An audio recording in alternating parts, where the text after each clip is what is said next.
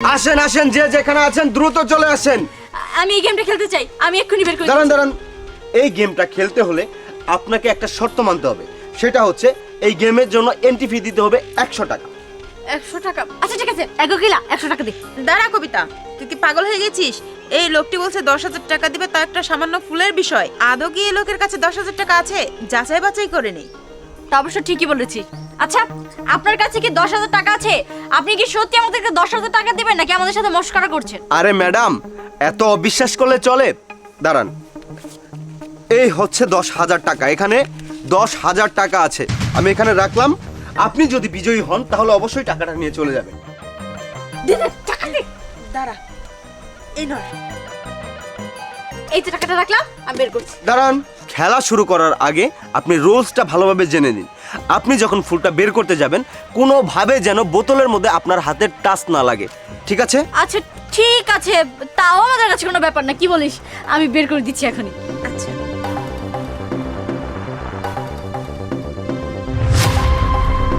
আপনি ফেল।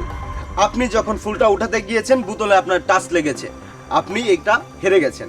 আপনি কি আবার খেলতে চান? হ্যাঁ, আমি আবার ট্রাই করব। দাঁড়ান, তার আগে আপনাকে আবার 100 টাকা দিতে হবে। আবার 100 টাকা? 100 টাকা দে না। আরে তুই আমার কাছ থেকে সব টাকা নিয়ে নিবি, তাহলে কিন্তু 10,000 টাকা পেলে আমাকে 5,000 টাকা ভাগ দিতে হবে। আরে ঠিক আছে, দে। আচ্ছা দাঁড়া, এই ধর। এই যে দিলাম। আইডিয়া পেয়েছি, একটা লাঠি খুঁজ তো। এই যে দে দে, ধর। এইবার তো তুই একদম পাবি।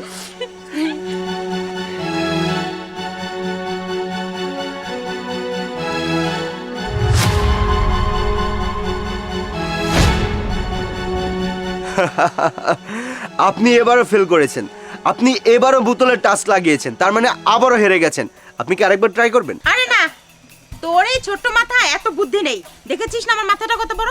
আমার বুদ্ধিটা অনেক হবে। শর্ট, এবার আমি ট্রাই করব। দেখবি আমি 10,000 টাকা কেমনে নিয়ে নিই। দাঁড়ান, আগে টাকাটা দিন। ও দাঁড়ান, এই ধরেন চকচকা টাকা একদম। দেখ কিভাবে নিতে হয় টাকা। এদিকে এনে নেই। ওকে।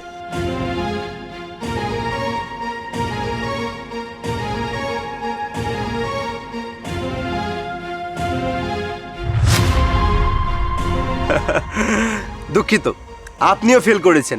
আপনিও বোতলে টাচ করেছেন। যাই হোক, আপনারা কি আরেকবার ট্রাই করবেন? ভাই, আমি এই খেলাটা খেলাবার চাই, আমার কি খেলাবে দিবেন? দেখ কোথা থেকে এসেছে কামলা কোথাকার। আমরাই পারলাম না, আর এই কামলা নাকি পারবে এই ফুলটা বের করতে। আপনারা থামুন। তুমি যদি খেলতে চাও তাহলে প্রথমত তোমাকে 100 টাকা এন্ট্রি ফি দিতে হবে, আর দ্বিতীয়ত এই ফুলটা যখন তুমি তুলতে যাবে বোতলে কোনোভাবে টাচ করা যাবে না। তুমি রাজি আছো? হ্যাঁ, আমি রাজি। এই শোন, তোকে একটা কথা বলি। এখানে 100 টাকা নষ্ট না করে 100 টাকা দিয়ে তুই অন্য কিছু করতে পারবি। সারাদিন ইনকামই তো করিস 100 টাকা। আরে ম্যাডাম, আপনি চুপ করুন না। উনি যেহেতু খেলতে চাচ্ছে, খেলতে দিন। ঠিক আছে, 100 টাকা দাও। হ্যাঁ, খেলে 100 ধরেন, টাকাটা আঙ্গা আম্মা সদাই খাবার দিছিল, আমি 100টা দিয়া জমাইছি। নেন, এই পানির বোতল কাগরে। কেন ওনাদের। আমাদের? ম্যাডাম, পানির বোতল আলা দিবেন আমারে? হ্যাঁ অবশ্যই। বোতল আলা এদিক নিয়ে আহি।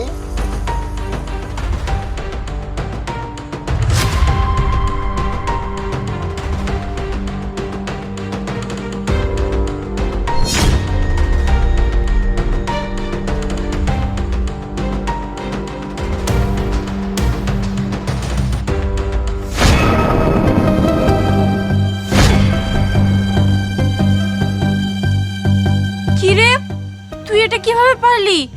তোর মাথায় এত বুদ্ধি! আর আমরা তো তোকে বোকা ভেবে কত কিছুই বললাম। শুনেন, আপনারা কি মনে করেন খালি শিক্ষিত মানুষ হলে যে বুদ্ধি থাহে? বুদ্ধি সবার মধ্যেই থাহে, আর এছাড়া বুদ্ধি হইলে আল্লাহর দান। আপনার একটা কথা কই, এই যে আমি মেলাক্ষণ তো দেখতেছি আপনারা এই ফুলটা তোলার চেষ্টা করতেছেন, কিন্তু পান নাই। আম্মা ছোটকালে আমার একটা গপ্প শোনাইছিল। এটা কায়ে এটা পাইলের মধ্যে পানি খাবো, মেলা পানি গিলাস রাখছে, খাবার পায় না। পরে জায়গা জায়গা তো ইট তুলে তুলে তুলে তুলে ওই পাইলের মধ্যে থুইছে, থুয়ে পানিটার উপরে তুলে খাইছে। তো মনে করেন আমার যে ওই গপ্পটা, ওইটা আমার মনে হয় আসছিল। আর ওই গপ্পটা যেন কাজে না গায়ে আমি আপনাদের এই খেলাটা জিতলাম। তো ভাই আমার টাকাগুলা দেন। এই নিন আপনার 10,000 টাকা। ঠিক আছে, আপনি তাহলে যান। আসসালামু আলাইকুম। এই যে ম্যাডাম, আপনাদেরকে একটা কথা বলছি, মানুষ শিক্ষিত হলে যে সব জ্ঞান অর্জন করবে বিষয়টা এমন না। বাহ্যিক কিছু জ্ঞান থাকে যেটা আমরা পরিবেশ এবং আমাদের আশেপাশের লোকজনদের কাছ থেকে পাই। লোকটা হয়তো বা অশিক্ষিত মূর্খ, গ্রামের লোক, কিন্তু ওনার মেধা দেখেছেন আপনি? ঠিকই বলেছেন আপনি। চল কোকিল। এই কে কে খেলবেন, কে কে খেলবেন, আসেন আসেন।